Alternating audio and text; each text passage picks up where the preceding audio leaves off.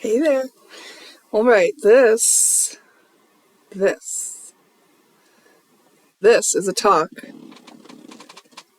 about twin flames.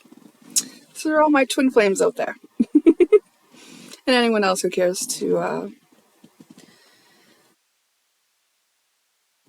listen in or even contribute to this conversation. So, where to begin? At the beginning. So, I found myself on this spiritual journey way back when, right?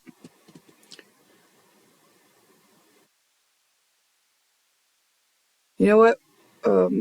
I jumped a lot of timelines back then, and it's hard for me to keep things in chronological order. So I'm going to do the best I can, and I'm just really trying to recap to catch you guys up to like so you have a foundation to place on what I'm talking about, okay? Sorry, I'm like, is that a shadow? Did I get soot on my face? Okay, so I'm on the spiritual journey. I meet a man, right? I get into a relationship, and there's so much synchronicity in the relationship. I'm like, okay, like, I feel like this is kind of meant to be because, like, there's so many synchronicities, right? And at that time in my spiritual awakening and stuff, like, synchronicities were a big deal. They weren't like today. Today, like, everything is a synchronicity in my life because I'm very much in present a lot.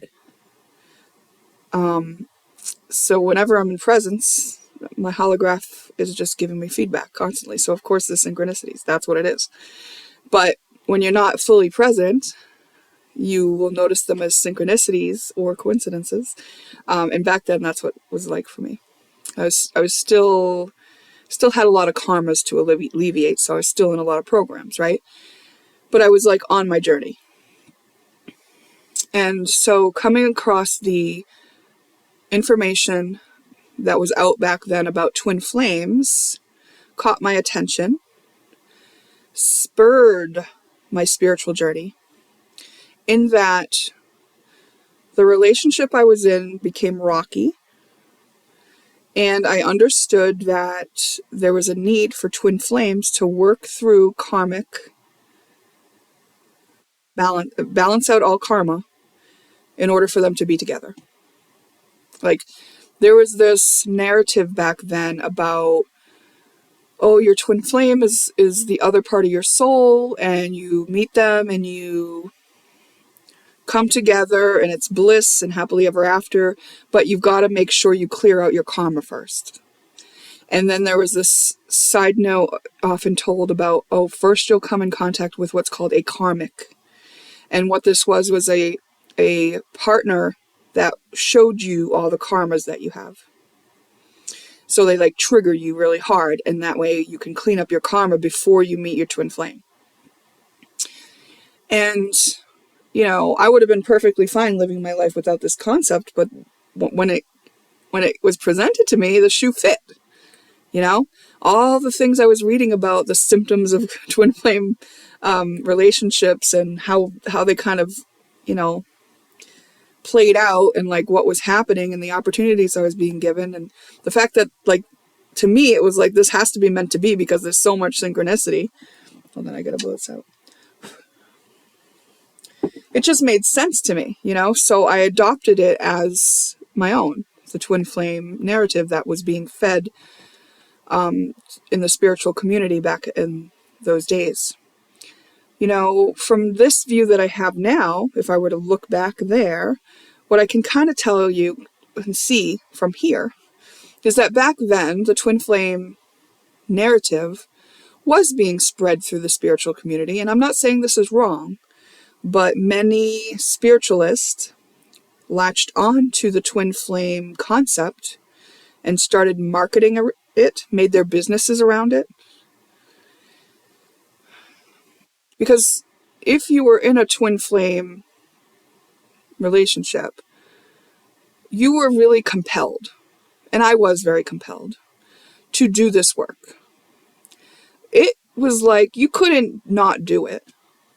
You were going to do your shadow work. You were going to do what was in front of you. You were going to be poked, and then you were going to heal. And you were going to be poked, and you were going to heal. And you're going to poke that person, and they're going to heal. And maybe at some point, there'll be too much to heal between you, and you won't have caught up with it, right? Meaning one person won't have done all their healing yet, and then you'll break apart. And then you'll come back together, and then you'll break apart. And then one person will run after the one person, and the person not doing their healing work would run away. And so then we had that dynamic called the runner and the chaser. The runner and the chaser.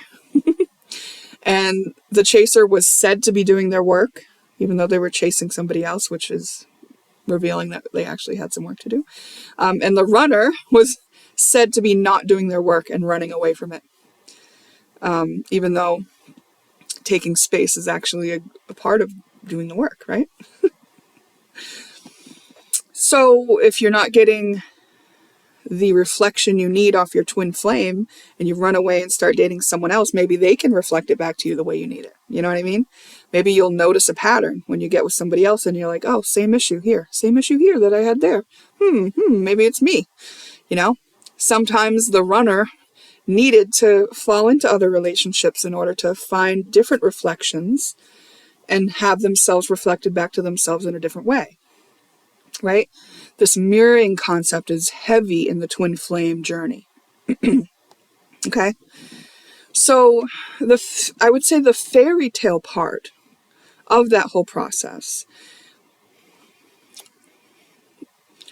that I deem a fairy tale now, but probably needed back then, right? Like I probably wouldn't have really wanted to stick with it if I didn't think that we would end up in happily ever after. Like I thought that would be the end result, right? And now I have come to a different part of this journey. I have a much bigger picture view, and I have kind of an epic, beautiful view that I really want to share with my twin flames. And when I say twin flames, back then, there was no like, oh, you have twin flames. No, there was like, you have one twin flame. That's your one. You'll know when you meet the one. Well, with this guy, I thought he must be the one then. Because there was this magnetic attraction. Like, and I'm talking like when you hold two magnets like this far apart and you can feel them pulling. That's what it felt like, my body to his. Like when he would come home at the end of the day from work and I would hug him, like that's what my body felt like. Because I'm sensitive to energy and I could feel it. And so to me, everything was kind of like, okay, well, I don't, I'll just have to do this. This is what I'm doing, right?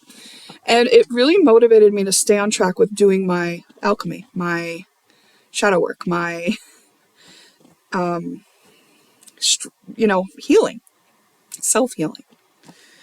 It spurred me onto the journey. And when I didn't always see evidence in him of healing, he was adapting a lot. But because I was still coping in a lot of ways, like I was working on my shadow work. I didn't have it done by any means. It was pretty easy for me to put on rose-colored glasses and to ignore certain behaviors, right? Like these were the things that I was supposed to be learning. I was supposed to be breaking out of those patterns. But there was a lot of patterns, right? Because here's, well, I'll get back on that in a minute. So eventually I come to this spiritual teacher called Jason Estes. And I haven't checked in on him in a while, but for a segment of time, many years ago, I used to really enjoy his updates. Since then I kind of drifted away just because I could just see that I don't agree with everything he says, but not that I think he's ill-intended or anything like that. Nothing at all. I think he's just, on some topics that were relevant to me, he kind of invalidated them. And I was like, well, he doesn't realize that he has that's in his shadow. And like, when you have a spiritual teacher and then you start to see their shadow, they're allowed to have it. They are a human, but maybe you kind of like take a little space and go, oh, okay, maybe I've learned what I can from this person at this point, right? So I would highly recommend checking him out, though, if you feel called when I'm saying the name. But what he presented to me that back then, which really kind of perked my interest, was what he presented the twin flame dynamics as kind of like soul pod energy. And he explained how you have 28 soulmates that, you can go along through life before you're on the spiritual journey, before you understand about awakening or ascension or anything like that. You could kind of go on a date with anybody and it's whatever. But then when you start to be on the spiritual journey, you'll start meeting up with soulmates. And there's 28 from your pod. This is a certain pod of energy has been split in certain people, right? And so we come to Earth. Our pod has come to Earth. He didn't explain it exactly like this, so I'm filling in the blanks because to me it was truth. And I'm filling in the blanks with what I have come to understand as well. So you come as a pod, and then there's 28 soulmates, so you can start meeting up with them on your journey, And then there are 14 twin flames. So if you're one, then there's 13 other twin flames, right? And then there are 7 twin rays. And the twin flames are mirroring back to you. So soulmates are mates on a soul level. They're going to play a part for you in your life, whether it's a part you're going to love or not. Twin flames are going to mirror an aspect of you back to you. Twin rays are those that you come in contact with, 7 of them in your life, and they can completely open you up just by one interaction. One sentence that they say, one taste of their energy opens like up a whole other whew. All of a sudden your life is no longer the same because your awareness has been expanded on something, that one of those 7 things, right? And this was interesting because I don't know if it was before or after Jason said that. It had to be after. Okay. Jason's information, when he said that, I knew for me it was true. Prior to me hearing him say that, when I was 13 years old, I had a pen pal. He was in prison. And we wrote to each other for 4 years. So from the time I was 13 to 17. I had a P.O. box, so my mom let me do it. And he was very young. He was 21, I think, when he went into prison. 13 and 21 is a bit of a jump, but I was probably mature for my age, and I liked to write, and I liked having a pen pal. Anyway, whatever. I'm sure it helped him pass the time, yada, yada, yada. Lost touch with him when I got my first boyfriend, when I was 17. That's when I got my first boyfriend. No longer wrote to him. I was in college by then, and, we parted ways. Maybe he got out of prison then, I don't know. But over the years, later in life, I had started to look for him.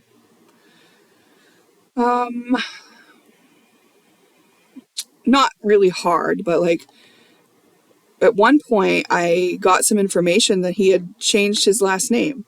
It's so interesting. But someone actually told me, yeah, I know who that is. And he actually changed his last name. When he got married to his wife, he took his wife's last name. Isn't that interesting?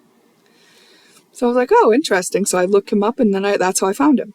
Because somebody I think it was answering a Craigslist post, gave me the information, which was accurate, of what his actual last name was nowadays. Found him. He had actually been going through a divorce at that time. And we reconnected, and we had these great conversations. And I'm pretty sure he's one of my twins. I don't know, twin. Anyway, he told me that he was on a spiritual journey for a while. And we had never been talking about spirituality when we were young. When we were kids, nothing like that. Yeah, we were both intelligent enough to have, 4-page letters daily for 4 years. But, nothing spiritual at that time. So anyways, it was kind of exciting to find that he had been on a spiritual journey as well as me. And so we were talking about these things. And he shared with me that he had been seeking out the 7 people that he had got a vision about the 7 that he needed to encounter. And that there was something for them to accomplish and that he needed to seek out the 7. And he said, but then he came across and got a reading. And the reading explained to him that he had already done this in another lifetime. That he had already met up with the 7 in another lifetime. So he stopped seeking them out. Interesting, right? So then, fast forward, and I get this truth revealed, this download from Jason Estes sharing about the soul pods and the 7 twin rays that change your life. That's what my friend had been referring to, that he was seeking out. So it was resonating with me. And also because I had left the relationship with that first man that I thought was my twin flame, and I had come across someone else who I felt was my twin flame. And I was confused because I was like, was I wrong? Or like, you're supposed to be one. So the idea that there was 13 clicked in for me. I was like, oh shit, now I know. Now I know who they are. Let's see if I know them all.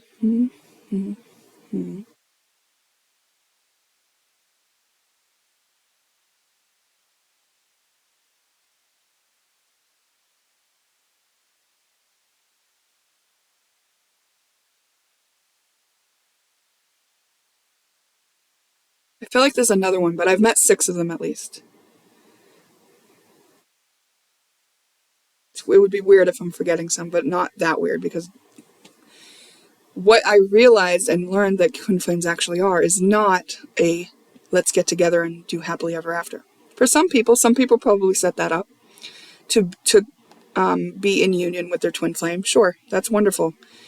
That was their mission. Me and my twin flames came to do something else. And I think it's heal narcissism. There's a lot of different angles and kind of branches, right? And there's a lot of us. But here's the thing about it. Here's what I realized. Okay. So I end up leaving the life of that first guy that I thought was my twin flame. And I'm doing it in a way that's like, I was sad. I was sad because he didn't do the healing. He didn't do the healing. And if he did the healing, it didn't bring us together. And I thought he definitely didn't do it right. It's like, I don't know what's up with it, but I think he just didn't fulfill the contract. That's what I was thinking. I was like, I don't know, but I'm pretty sure he just didn't fulfill the contract, and he has to go get mirrored elsewhere of this awful way that he's been treating me. So I knew that he was going to go be into a relationship with somebody else that would treat him the way that he treated me. I knew that for sure. I was told that, I was downloaded that. So I come in contact with this other guy, and I think, oh shit, the way I feel right now, that must be my twin flame. And then around that time, some of the members of my soul pod were around that one. There was a couple that had been together in their younger years, but now they were apart, and actually one of them hated the other. Those two are my soul twin flames. And this guy, so these 3 kind of were in my life for a period of time. Not real close, but kind of. We were spending time together. We were attending celebrations. Me and one of them, this girl, we were talking. Girl. It wasn't a romantic thing. We were platonic. And we would talk a lot. And I loved her. I knew I loved her from my heart. I knew she loved me from her heart. But eventually I got into this place in my journey where she wasn't mirroring me back in the healing process that I was going through. And I was like, huh. Like, it's getting uncomfortable for me now, because every time now we come together in our conversations, it doesn't feel as good as it used to when I was being mirrored back. Now I'm trying to be up here and she's staying down here, and like, it doesn't feel good to stoop back down there anymore for me. And we drifted apart. And I was sad. And I was thinking, well, that's sad. Like, I don't know why, because she understood everything I was talking about. She was sometimes fascinated by it, but then other times she rejected it altogether and went in other legs of her journey with other people, and that was all fine and stuff. But like, I was just like, darn, I thought she's definitely intelligent enough to come along on this journey with me, just to have a friend, And then I thought it was curious that the one that she used to be with, him and I, when we were when I looked at our composite chart, the composite chart of me and another of our twin flames, the one that she had been in relationship with, when we came together, our composite sun was the same degree as her sun. Meaning, if she wasn't going to do the work, him and I could have that covered. We could do that energy without her. By coming together, whatever needed to be mirrored or alchemized or achieved for our soul mission could be achieved because him and I together make that same energy that she was. So I was like, okay, I guess we got a backup plan for that. I'm like, all right, cool.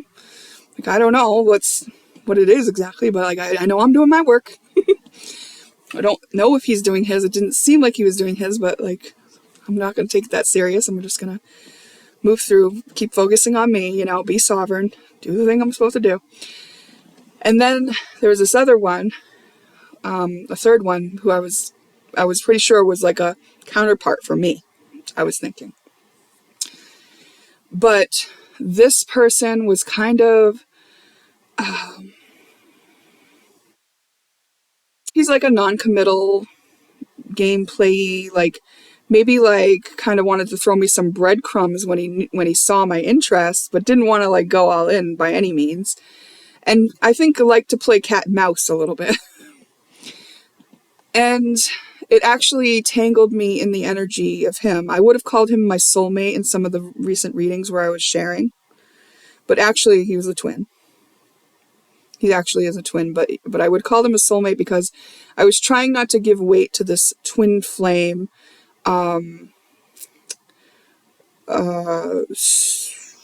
narrative that was laid into the foundations of some of the earlier spiritual teachings. So now that I've laid the preface for what I am telling you I believe the twin flame journey is, now I can tell you that he is a twin. So this, I described him in previous talks as a soulmate who my energy kept responding to etherically even after we had stopped being in each other's physical presence, but that every once in a while we would come into contact with each other, like living in the same town, like pass each other. Like I would see him coming out of the grocery store and walking back by my car. I would be walking by while he was driving by. I would be driving by while he was walking by. Even after we stopped like being in the same social circle, that's how it would happen. And that's because proximity activates energy. You only have to be in proximity, 30 feet or whatever. Like, so that was all strategic, all because the codes that we were transferring with each other were important. So in the beginning, I was the chaser and he was the runner in energetically, right? Like, because even when I would see him at a party, I would try to converse with him or investigate like whatever I was feeling, and like he kissed me once, he told me he loved me another time, but like he never would go deep. He always kept it shallow. So I could never like get his perspective really. I mean, he asked me to go home with him one night, but he was like literally really drunk and snot faced. So it's an easy no.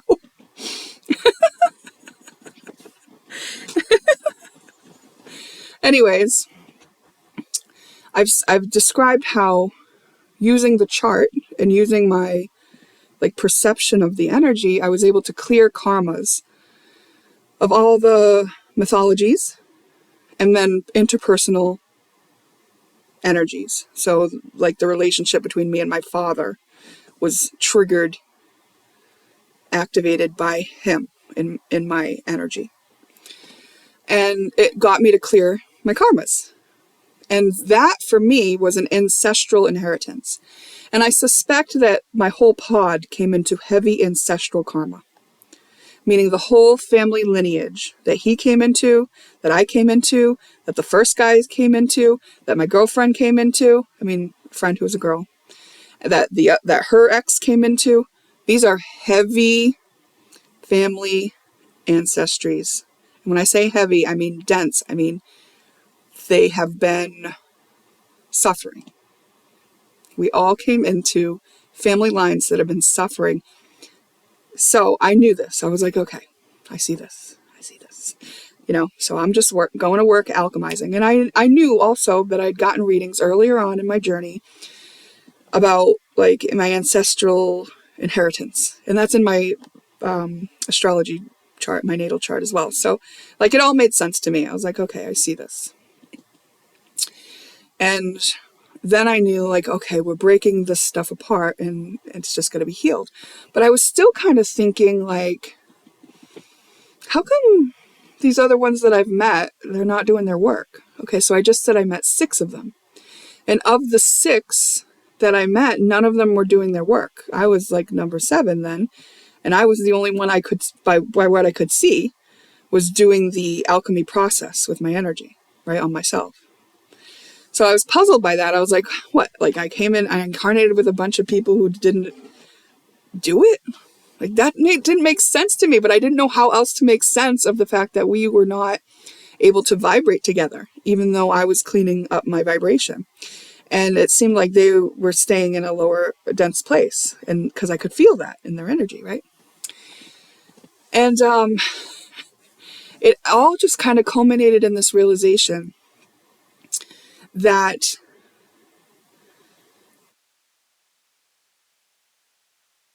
I wish I took notes on this.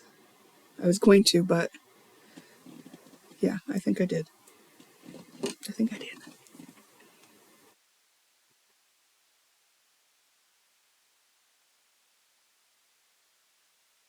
Breakthrough, yes. Twin flame, yin yang soul pod. Yeah. So what it culminated in is me realizing that, what we did was the yin yang. That's what we did. We polarized on purpose, meaning, okay, if we were to take this one that I thought was my counterpart, who we never came together, right? I've done all my work. We're done. He's not triggering me anymore. I don't think we're going to come into contact with each other anymore unless he contacts me. And he would have to be fully healed in order for me to even allow him, in my energy. So he would have had to do work. And I don't know that he's doing work, but the last I knew, which wasn't that long ago, maybe he was just beginning it, And I was all thinking, we broke the contract. He never did what he needed to do. Or, he chose another road or whatever. But what I actually realized is I don't think he did choose the wrong road or anything like that. And I don't think any of them did. I don't think they broke their contracts at all. I think they kept their contracts. I think I'm going to use this word just to emphasize, motherfucking badass, strong souls, like me, who came in to hold the place in the density so that I could do the alchemy, so that I could have the mirror. Meaning, I wasn't going to go find that family line randomly without my twin flame in it. Once my twin flame's in it, my twin flame is showing me the reflection of me off the reflection of their family line that they're holding the place for. And so what I'm saying is that my twin flames held the place in the density. So that yin-yang symbol where you've got the white and the black. And in the white side, there's a little dot of black. And in the black side, there's a little dot of white. Well, when I've been looking at them, I'm in the light, right? So I'm in the white, right? I'm in the light because I've been doing the work. I've been taking the high road. And there's that little black spot in me. So I've been looking at them and seeing them as the dark. And for a long time,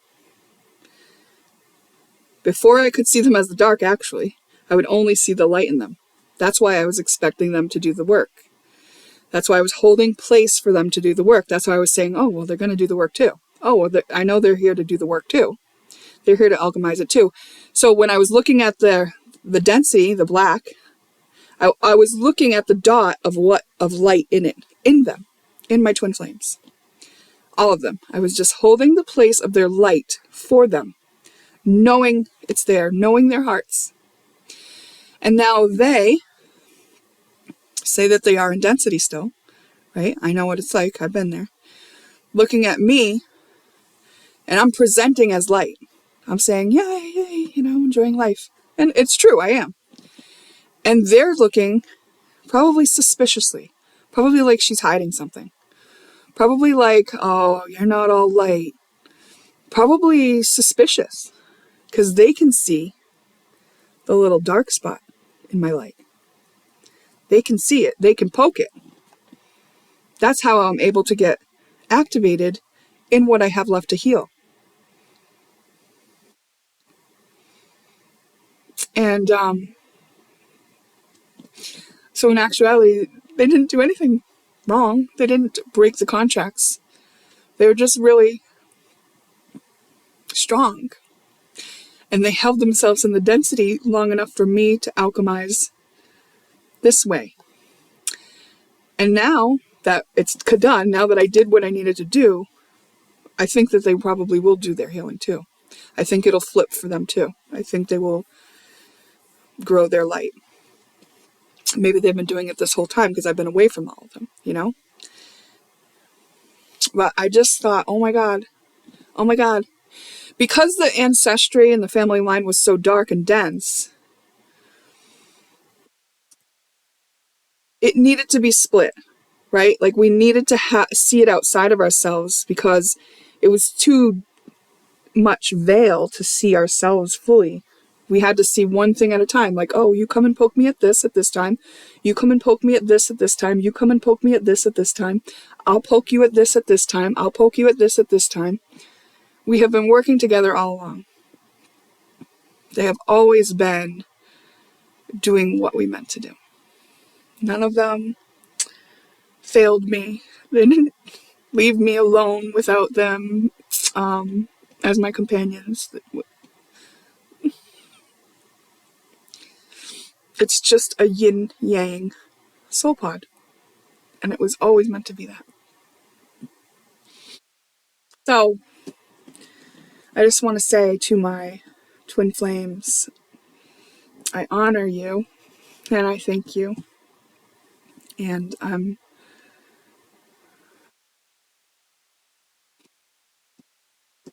really glad, that I realized this and don't have to, keep wondering and trying to make sense of something that didn't make sense to me.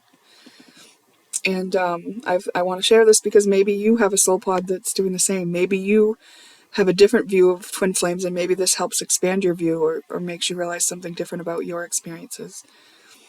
And I think, I'm not trying to eliminate that little black spot in my white side of the yin-yang.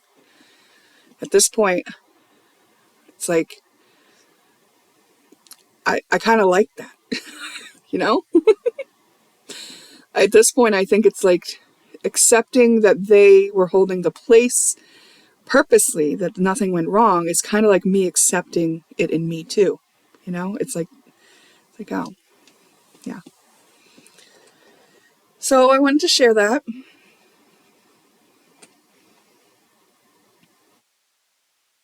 I think it's beautiful. Something feels off. I don't know if maybe one of them is watching this and doesn't like what I've said. Let me ask Spirit if there's anything else for me to say about this.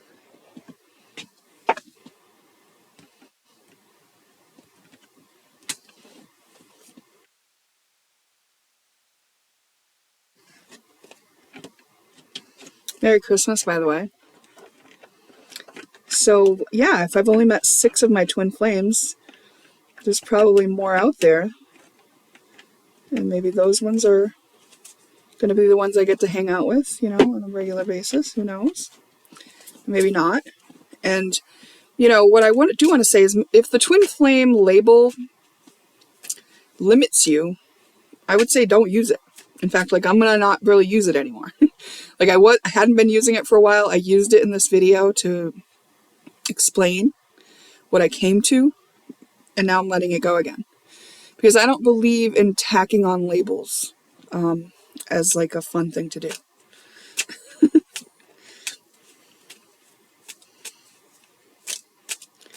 I mean, I couldn't have done this without them, without the reflections I got, in a way I never felt alone because I knew they were significant to me and I knew they existed, Sometimes I could feel their energies. Sometimes I couldn't. It makes so much sense too because the friend who's a female, one time, we hadn't talked in a long time and she contacted me. She's like, well, I've really been thinking of you and feeling your energy. And she's like, have you also? And I hadn't. But it makes sense that she had,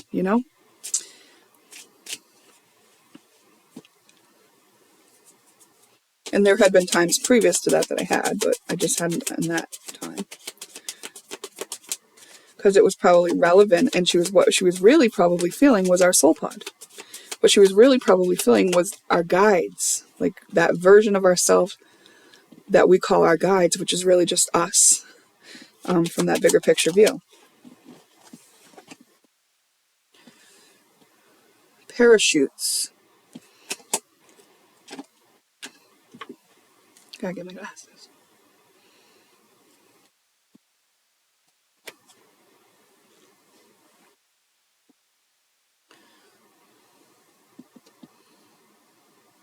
Elastic Girl stretches her body into a parachute after she and her children escape an exploding plane. Incredibles.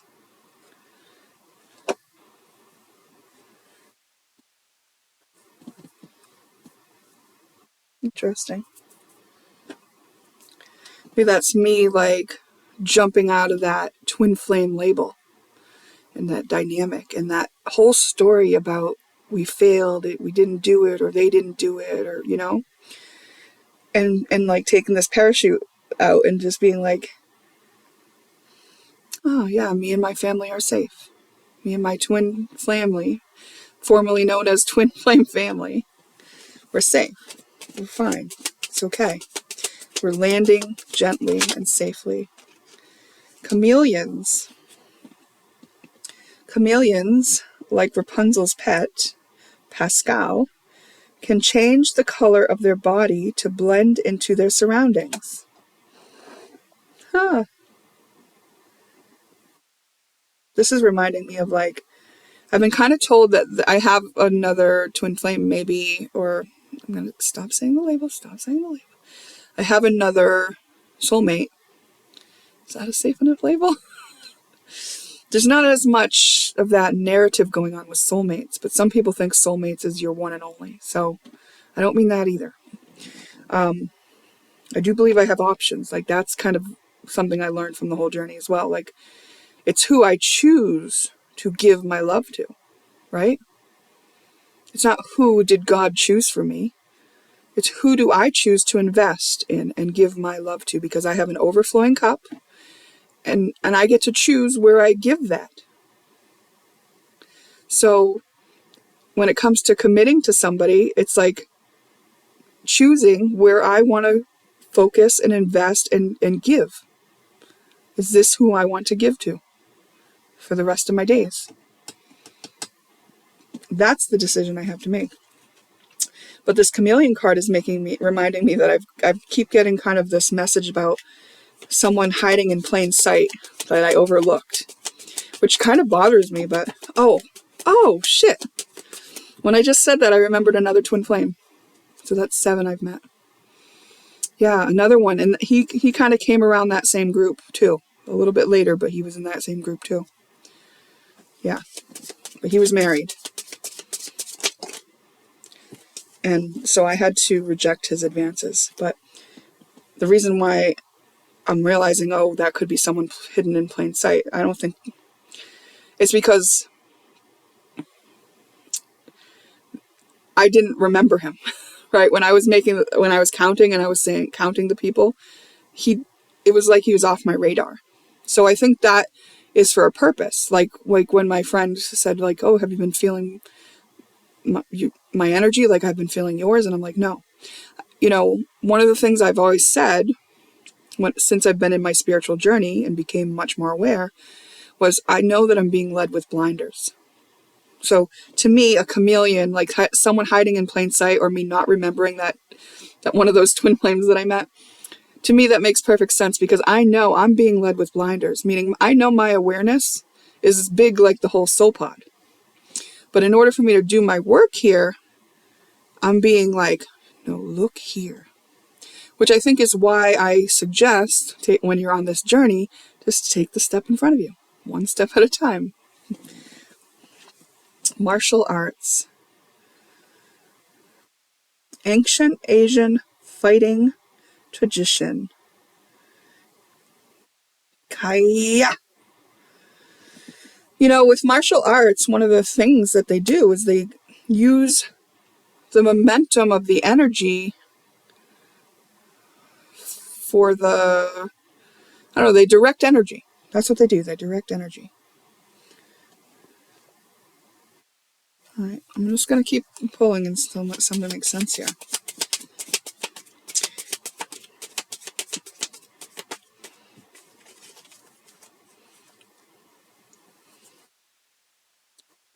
I'll ask why that's relevant if I don't get an answer. I wonder why the picture's so grainy on my camera right now. Oh, whales. Whales are very high vibrational. Blue whales are the world's largest living animals. There she blows.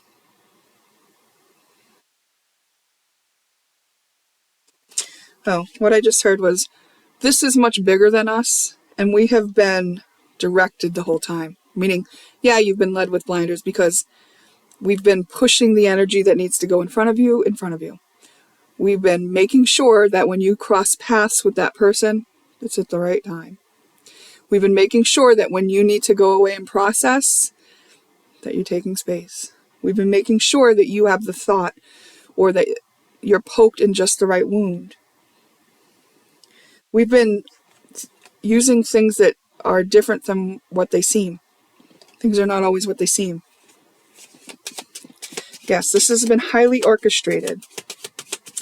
And so I would say that this concept of twin flames, I whisper it as a joke, is just a tool, a spiritual tool. It's like, here's an example.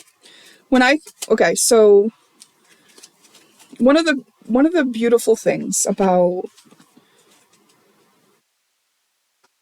Christ and like Christmas, it's Christmas. I just got tears in the back of my eyes. I just realized, oh my God, I'm talking about this on Christmas.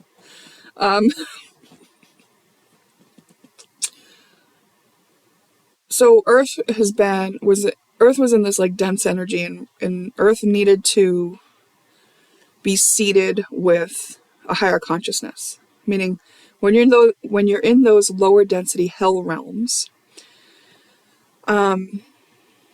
you don't even know that there's another possibility, right? The higher realms exist. So Christ is the seed of the bridge to the higher realms, right? His message, he came here, and it was just such a heavy hitting energy, and it was grounded here with his teachings, with the experiences. You know, it was very important. It was something that we celebrate because it was so important. And it was also like a very high vibration that got attacked. When you put that very high vibration in this density that was on Earth at this time, it gets attacked. It shines a light on a bunch of things in people, and they lash out. I talked about this in my Alchemy reading 1.1. I shared an example of an experience that I had with someone in my passenger side lashing out, and that, if you wanted to go listen to that, but that's an example of what I'm talking about. People sometimes just lash out, right, at the light. So maybe that's not the best example. Scratch that. Whatever. If you're drawn to that reading, though, go check it out. Anyway, it was labeled seeking outside validation. Anyway, Christ consciousness being seated here, it, he did get murdered. Like, he couldn't. There were consequences for him coming, but he left a mark. He grounded the energy here, right? And the reason why I'm talking about this is I'm just kind of pointing out that the reason why my soul pod would have split up to do this work, to break apart these energies, is like, we all have access to Christ consciousness, right? That's what I've been operating or aiming to operate with. Alchemizing myself too, We all have this in our hearts, right? We are humanitarians. We do love all of humanity, all of us. And that's why we were willing to do this. And the energy that we have, is too big, too high vibrational to come in one person. Because one person can't hold it here in the density. It would burn all their resources, or they would get murdered, or whatever, right? It's hard. It was hard, especially in the 60s and 70s when we were all born. That just made me cry.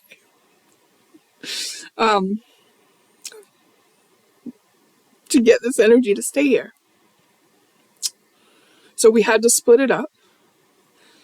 And when I was born in 1975, I couldn't stay in my body.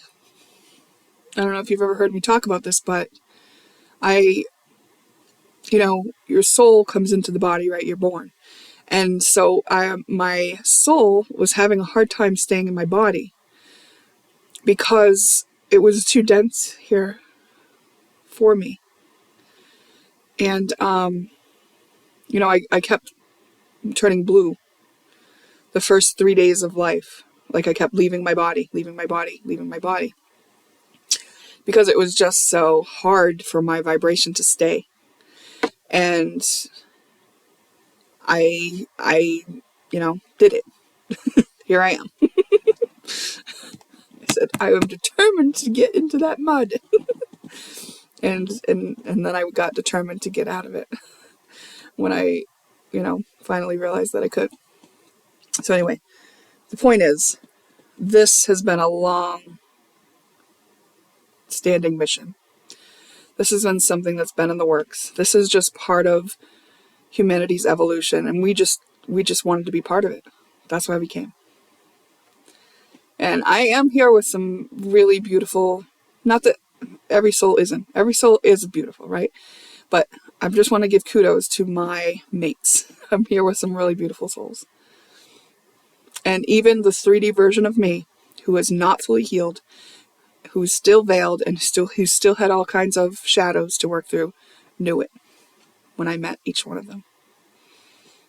I've always seen it in them.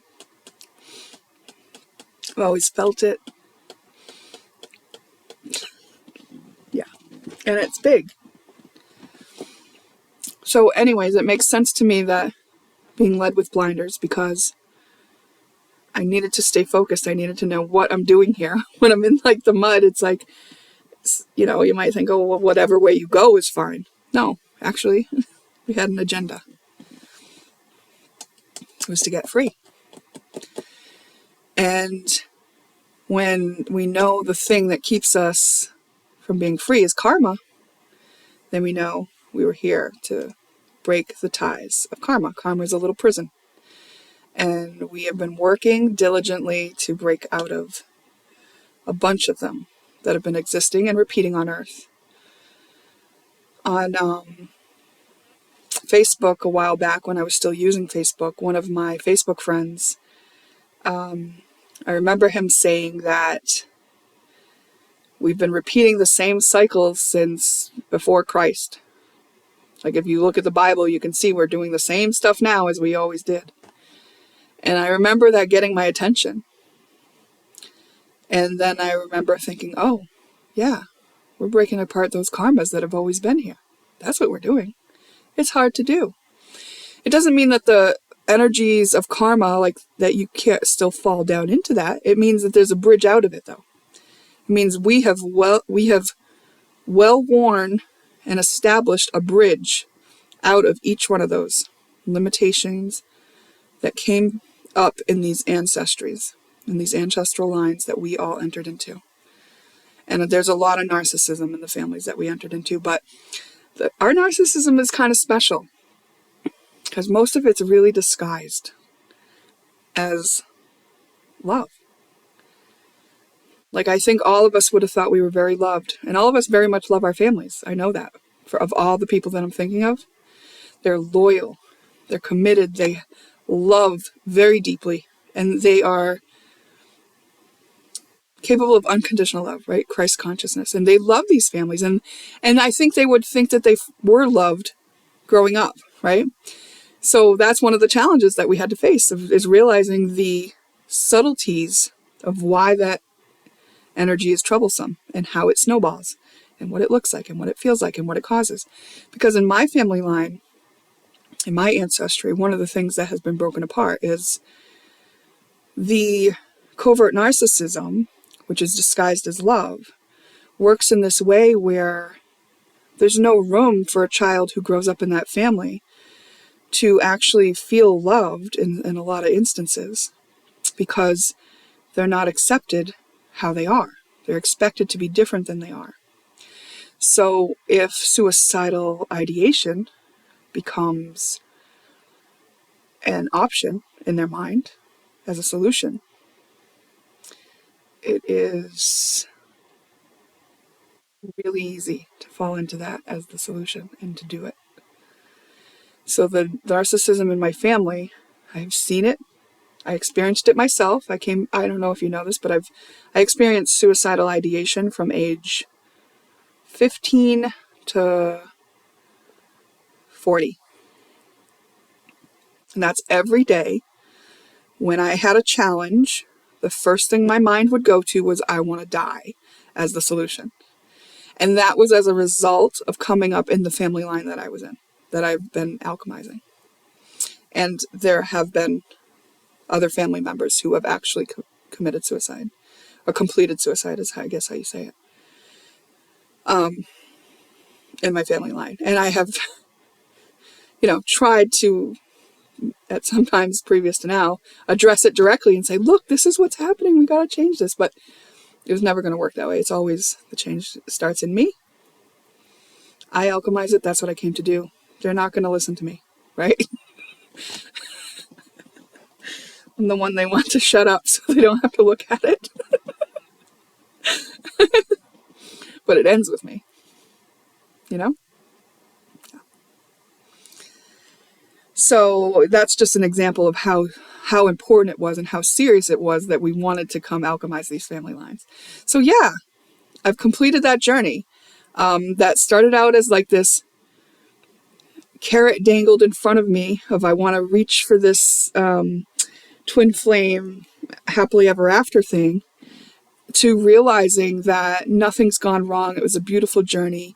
The carrot actually led me through to the other side, where I feel no sadness or disappointment that it didn't end in any way than this. I mean, it's not over. Obviously, I'm still alive. But that part, that part's over. Yay! Yeah. What do you think? What's your experience? Do you have anything that would relate to this, or is your experience completely different? I know some people can be really sensitive about the topic, but this is just my experience.